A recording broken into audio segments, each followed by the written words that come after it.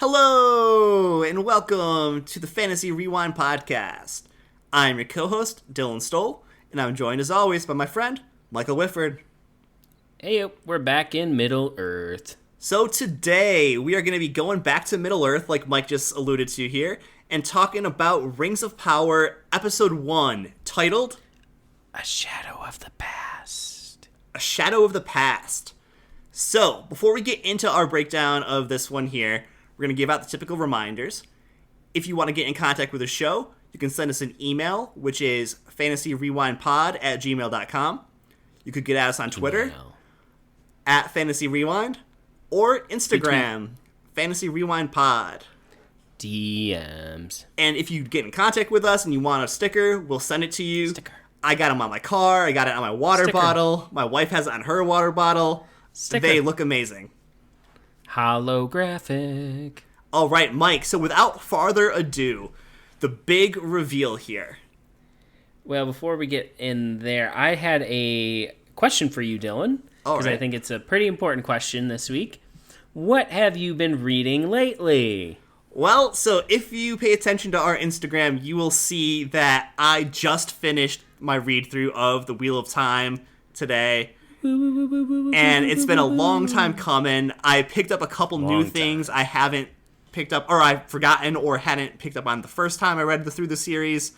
And it is definitely a joyous occasion because that series, while I love it a lot, it is long and it's been taking up a lot of my reading time. So I'm looking forward to not having a 14-book series so that I can go on and read other great fantasy novels. Yeah, it is a very long series. Long but awesome. All right, Mike. So let's dive right in here. Rings of Power on Amazon Prime. Before we talk about any of the stuff in the show here, so what are your general thoughts on the first episode? Beautiful. I mean, it's just gorgeous. Everything is just gorgeous. This is like movie quality visuals, and it's beautiful. I couldn't agree more. I couldn't agree more. I think that is the one thing that Amazon undisputably got right, is they took a giant pile of money, threw it at the screen to see what would stick, and it turned into a beautiful masterpiece of visual effects. But I want to get beyond just the pretty facade here, because that, like I said, is undeniably gorgeous. What did you think of the way that the story is setting up so far for episode 1? What did you think of the acting? What did you think of just kind of more than just the pretty face that is the Rings of Power? I will say that for me, even, it jumped around quite a bit, and I wanted it to stay in more places a little longer. It really did focus a lot on Galadriel and kind of her situation, which, by the way, I think all the acting has been great, too, in this. Agreed. Can't really dispute with that. You know, same thing with the Wheel of Time series. Acting was beautiful. I don't know who half these actors and actresses are, but they have done a really amazing job so far, and I like all their characters for the most part. At least, you know, I love how the actors are doing in their jobs. I think we have some pretty interesting storylines to kind of nibble on.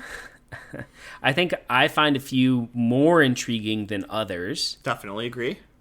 But overall, I'm confused, I guess, a little bit in the terms of the context of where this series falls in the Lord of the Rings history. It's been a long time since I've read the Silmarillion. As I told you, I really need to reread it if I'm going to sort of take this into that context. And I know there's a whole rights issue, and a lot of this is kind of all over the place, I guess. But story-wise, I think it makes sense with the narrative it's telling. But I don't know. What are your thoughts, Dylan? So for me, I kind of fall right where you are as well, I think, because like you said, there's the rights issue, which is, again, first and foremost important to bring up, because Amazon cannot legally tell the stories from the Silmarillion, which is foolish, if you ask me. Like, why would you make a show in the First and Second Age without having the rights to the Silmarillion? But what they do have the rights to are the appendices from Lord of the Rings, and then they also have the rights, I think, to The Hobbit as well. But even with all of that information there, the appendices are just that. They're appendices. They're cliff notes, basically. They're not full descriptions of all of these events. So all of the storylines you're seeing on screen for Rings of Power right now, they are original for Amazon. They may be loosely based on some of the events that do happen in the Silmarillion. However, there are a lot of original characters, there are a lot of original storylines, and a lot of liberties taken with some of these storylines that I don't necessarily feel like fit some of the characters we know and love, while at the same time being very intriguing and interesting as well. Because I do agree that for the most part, these storylines, like the Harfoots, I loved them. I absolutely thought they were done fantastically. They looked great. And I'm very interested to see what role the Harfoots have to play in things coming up here. Arondir, I couldn't agree, or I couldn't say anything more about him than I said about the Harfoots. Although he's an original character for the series, I felt like Arondir was very interesting in his stoicism, but also his storyline. I'm kind of wondering if that is going to be like the discovery of Sauron's forces going forward, and if the area he's in will become Mordor or become a land controlled by the Shadow again, as it was hinted at that they were once controlled by Morgoth or worshipped Morgoth willingly and everything. But a question about Iranadir there. Okay. Or did I say it right? I'd say Arondir. I think that's how you say it. Arondir. Now, he's the elf ranger, right, who's at the tower. Okay. I thought his character was very interesting, and his storyline is very interesting. It's actually, out of the different threads we've gotten so far, one of my favorites. I agree, yeah. Because I think it's just really unique, kind of having this whole discovery, like you were saying, of these dark forces and what they're doing. Also, too, tied in with him is the woman of the village, the medicine woman. Right, I forget her name, but yes. I don't remember it either. But her, I think her actress is doing an awesome job, too, with her. Yeah, and I mean, I think that the prejudices you're seeing in that particular part, both from the elves holding it against these people that their ancestors were on the side of Morgoth, and from these people who look at the elves as oppressors, which I think they actually were. So, I mean, it's very conflicting storylines there where everyone's kind of a little uncomfortable, but I'm very interested to see where it leads. I agree with you. I think that dynamic is really interesting. The view on elves in this time period versus, during the Lord of the Rings or at least during the trilogy, very different take, and one that's very believable, right? For sure. They come across the ocean fighting this big bad evil, which these people probably were just living with and just under their foot and whatever, but they're disrupting the status quo and bringing war to their realm. And so you have to you have to kind of see it from these humans' perspective and these other groups, and you could see where that would be disruptive and upsetting. And they would, like you said, they're under an iron rule because their ancestors, the great ancestors, followed Morgoth. So I think there's a lot of really interesting stuff there. And in episode 1, we didn't get the dwarves, but I think that's going to be another interesting dynamic as well. Definitely. Now, I did have a question on locations, and maybe you could help me with that just a little bit and help listeners with that. So it talked about Lindon being the capital of the elves. Yes. But was that was that still the capital of the elves during the Lord of the Rings era? So it is not. I will say that the area of Lindon does not last forever. However, it is the capital of elfdom in Middle-earth at this time. Okay. Interesting. Yeah, I don't want to get into too much spoiler-y content there, but yes, things happen. Yeah, that's fine. That's fine. I was just like, Lindon. I was like, the name resonated with my memory, but I was like, I'm pretty sure that's not around during the trilogy. Now, let's talk a little bit about Galadriel, because this is where the story really focuses in on. And I thought some things were really cool, like the whole dynamic between her brother and then her taking up his mantle. Like, that's believable, right? Yeah, definitely. And I think that's really interesting, and it shows how her character is really just about going and leading the way. I have some points of contention with, I think, either the end of this episode or where it goes into the second episode, but I want to talk about that symbol that was carved onto her brother's chest. Sure. Now, is that just the symbol for Sauron? Or does that have any more significance, you think? I think, as far as we know, that is the symbol for Sauron in this age. They looked it up, the elves and everybody like that, and they can't find any reference to it from their knowledge from Valinor.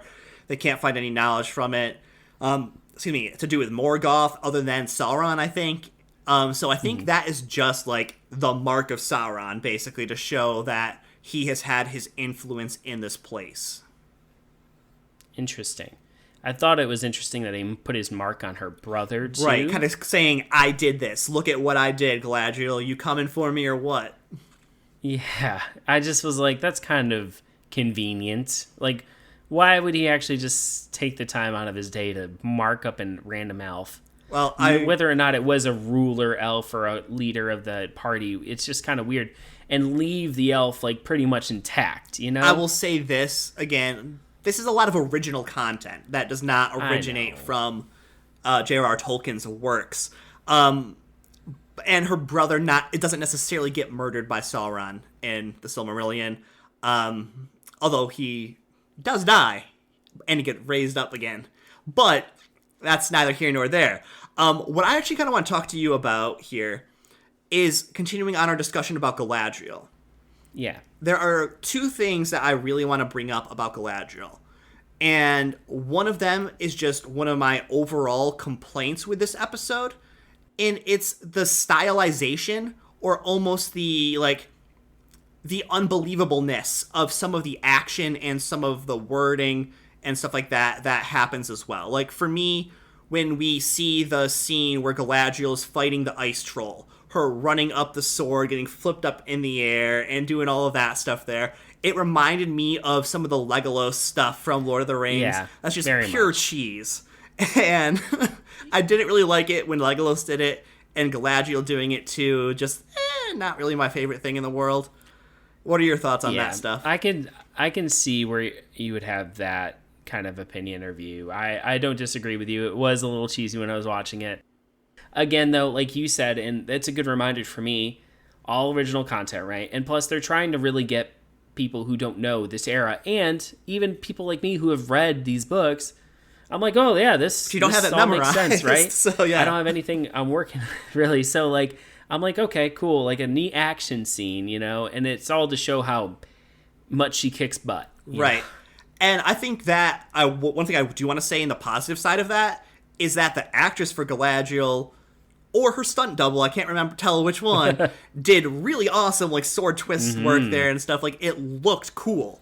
But again, it was pure Wisconsin cheddar cheese. I like my cheddar. Yeah, I mean, I do love cheddar cheese. I do want to talk a little bit more about Galadriel here, though, because I really liked her character in terms of her convictions. Yeah, very strong-willed. Yes, very strong-willed. I love that. I just didn't like that they made her just almost one-dimensional. They made her completely one-dimensional.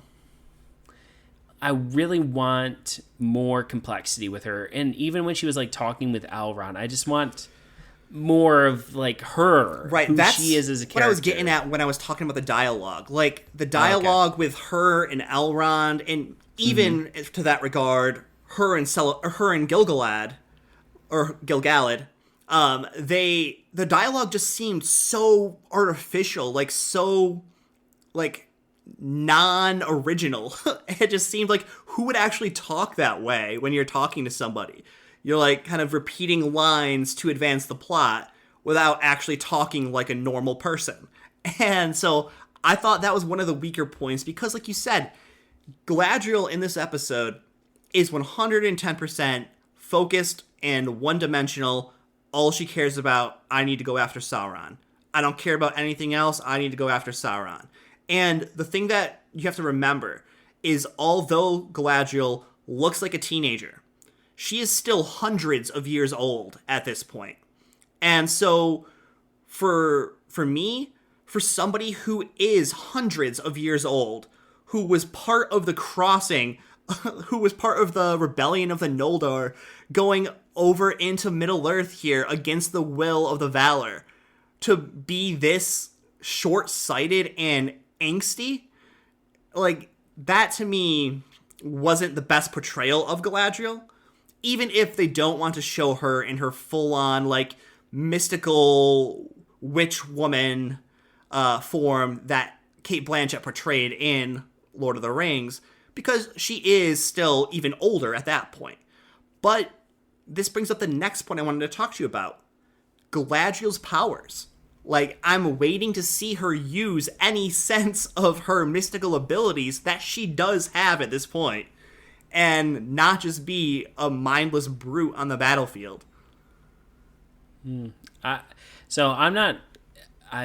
don't know if they'd be able to or not. I guess that depends if it's, portrayed at all in the appendices, or if that's just described in Silmarillion, like where that would be depending on that scale. I do think, however, or what I really hope is that they start off with her like this, right? And as we go through this season, she develops. I really hope so too. And softens up a little bit in terms of not like, I'm not saying she has to be like, oh, I'm a princess now, or anything like that. Like, no, we can get that. That's not who she is. No, that's fine. No. But like when you're talking with a friend, how do you talk with them? It's not just, I have to find Sauron, kill Sauron. That's my entire life. Like, no, obviously you've developed friendships. Like, Elrond's your friend, so there was some kind of connection there, and there's definitely some discourse. Otherwise, if you just treated him like you treated him, he wouldn't be helping you, right? Right. So I want to see some of those moments. Like, maybe it is the fact that she'd been traveling for so many years. How many? 60-something years or whatever she was running around? She was going around for a couple 100 years. Yeah, chasing Sauron for however many years, I can understand where that would become a fixation for you. Yeah. But as we're continuing on in this story, let's start to see some more of you. What else has happened in your life? What else is your experiences? And flesh you out a little more. So I think that would make her really interesting, and I would be really excited to see that. Us talking through that, though, me talking through that, I guess has helped me to see too, like, okay, yeah, she would probably be that way because literally this has been her life for hundreds of years. Like, if she did use like that to focus herself and get herself through the difficult, trying times of her battle and of her search for Sauron, I get that. But at the same time, she isn't somebody that should be talking to a friend who's trying to help her that way. And like something I just want to bring up as well, because I saw it today and I laughed out loud. It was hilarious to me. I saw a meme somebody made where it was that scene of Elrond saying to Galadriel, put up your sword. And then her saying, if I do that, what would I be? And then it shows Cate Blanchett's Galadriel just being there all radiant and awesome. And it's just like, that's too funny. But getting back to the Galadriel we're seeing on screen here, I feel like she is interesting enough at this point to make me want to continue to watch her a little more. Absolutely. But like you said, we saw how she acted here. I'm hoping that as we see her farther and farther engrossed in the world and not on like this mission with like 5 other elves out in the middle of nowhere climbing this giant ice cliff, I hope we see her soften up a little bit and have more personality and be less focused in on just finding Sauron and wanting to see her grow as a character, maybe learn to let go a little bit while still holding on to her grudge, but being able to focus on the greater good of the world as well. Correct me if I'm wrong. We know that she gets basically... The king is basically shooing her into Valinor because they want to get rid of her. No, actually. So I'm not sure if you caught this, but when Gil-galad is talking to Elrond at the end of this episode, he basically says to Elrond, Sauron is coming back. Galadriel's right.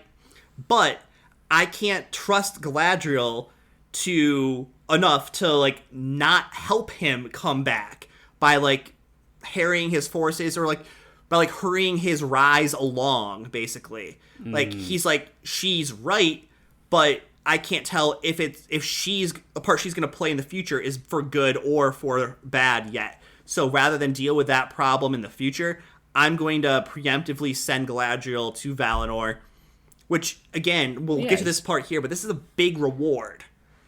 Yes, I understand that. Oh, I got that. They did make that pretty clear, you know? But what I was saying is, like, they were trying to, like, shoo her under the rug, like, get out of the way type deal, you know? Yeah, they were doing that because they weren't sure if she would cause the doom of all elves or not. Yeah.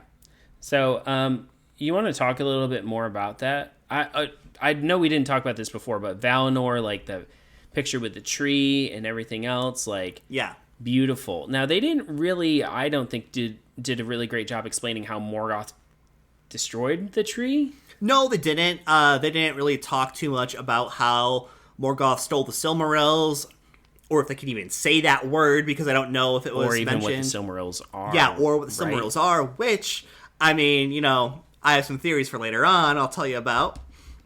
But with this one here, I talked with a few other people that aren't familiar with Lord of the Rings or Silmarillion and everything as much as I am, as much as you are.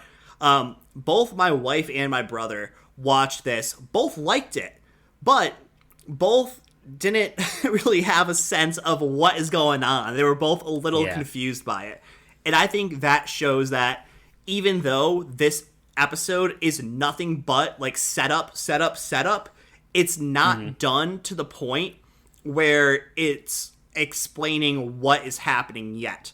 I think they're, like, trying to set up too many quests, too many storylines and everything like that. But to get back to your original question, what I was saying. It kind of jumped around a lot. Yeah, to get back to your original question, though, about Valinor.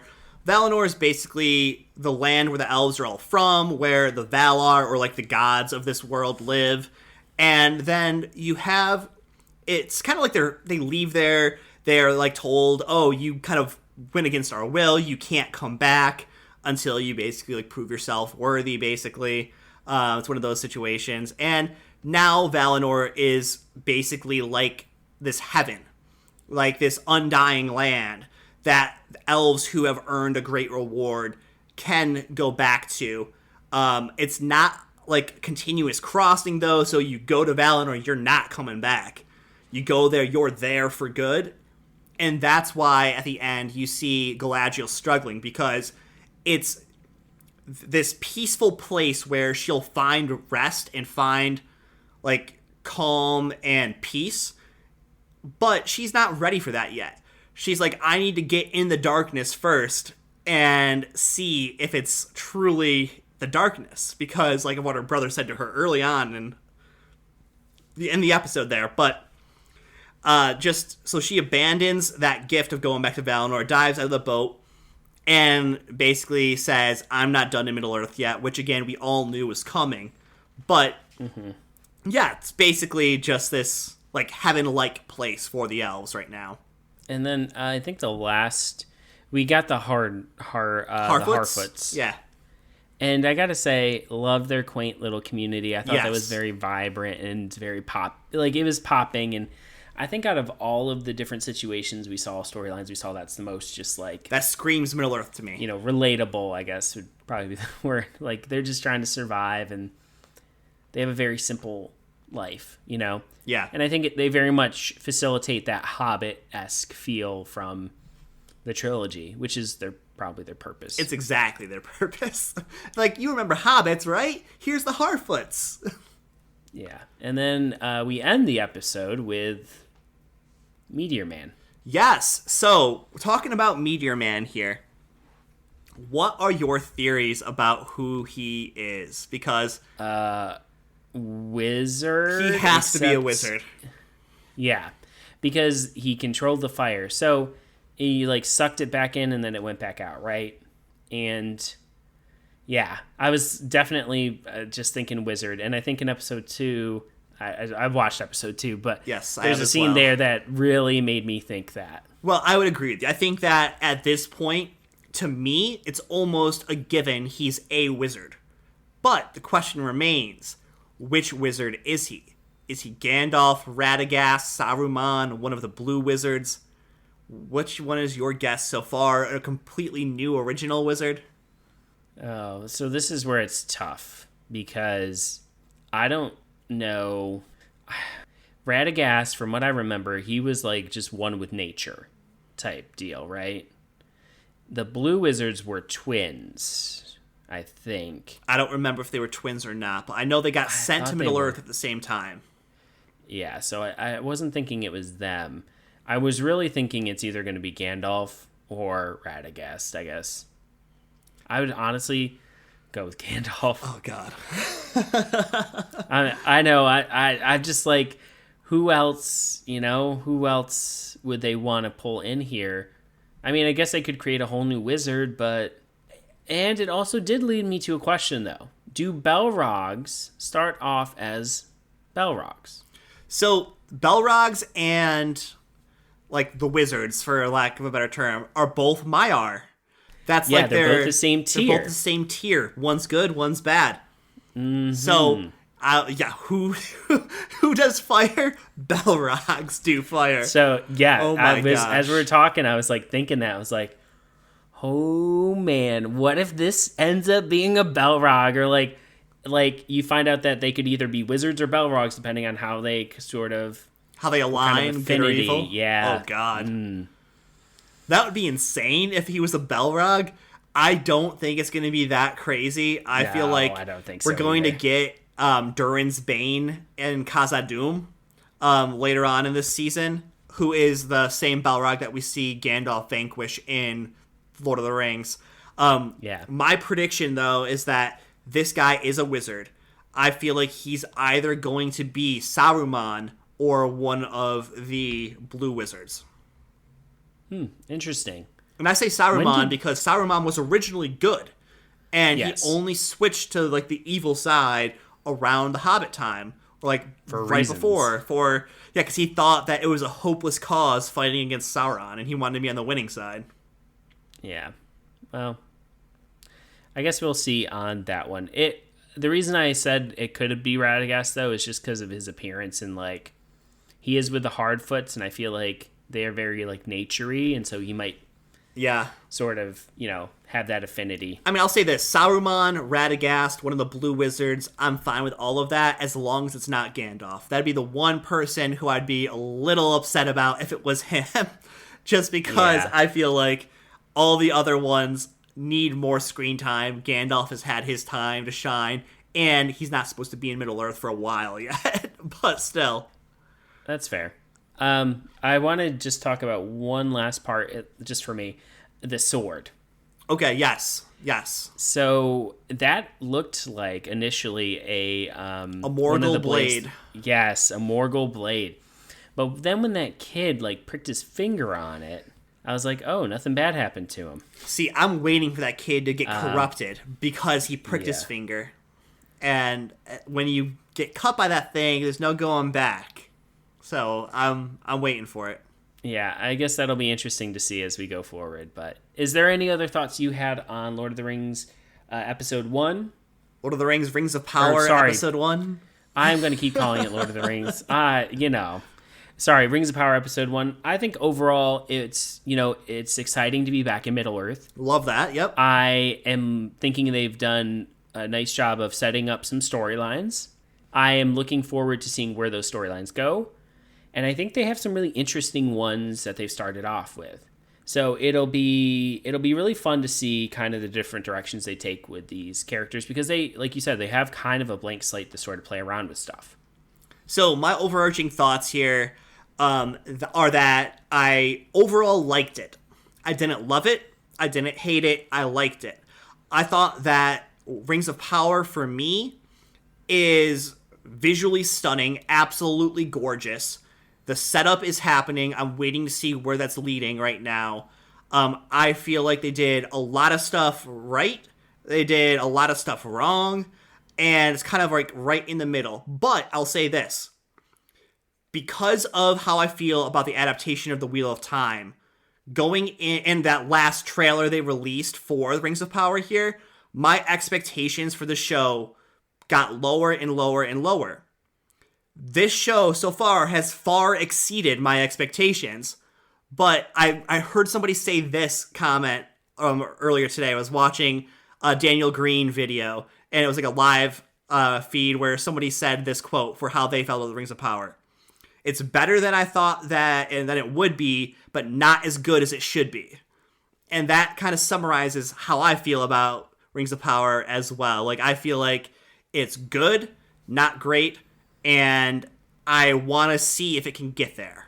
Yeah, I think that's a good... I would definitely respect your opinion there. And I think there is always room for improvement, especially, like we said, like, I'm looking forward to seeing the character development, and I hope they do it half as good as Sandman. Oh, for real. I was like, we just saw Dream have this great character development throughout his series. Hopefully Galadriel can echo that and, have some good, solid growth as well.